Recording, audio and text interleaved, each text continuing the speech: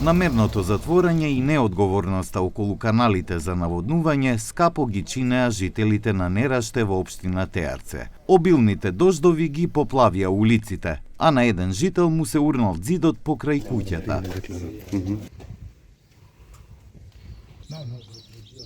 Edhe vetë, si ka sa, ai fati madh akon që në ka rzu edhe shpinë, ja, akon më e mira që s'ka ardhur të rrezoj shpinë. E kam fat që ka më shtet për shtëpi edhe andal aty. Edhe damet mund të shihen këtë që mba, për ka ardhur ai me shpejtësi të madhe ai bageri, edhe i ka hjek kët edhe e ka pastruar vendin që për me mos më bë dëm shumë i madh.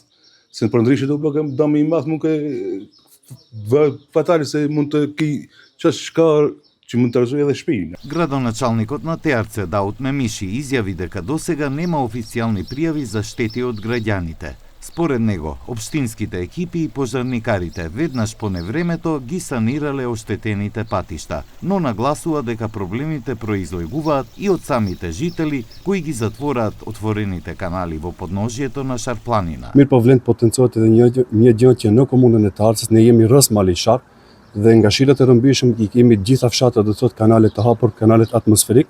Fatkeqësisht në disa fshatra ka mbyllur me arsyetimin që rrugët e jenë më të gjera, mirë po e shifni që kur ka rreshje të mëdha ata nuk janë në gjendje ta përbijnë gjithë ato ujë të madh. Dhe për këtë ndodhin edhe vështrime. За разлика од Теарце, во Тетово ситуацијата беше под контрола и без поголеми материјални штети. Од јавното комунално предпријатие Шар вела дека континуираното чистење на фекалната и атмосферската канализацијска мрежа во последните 2 години дало резултати, при што критичните точки брзо се менаџираат.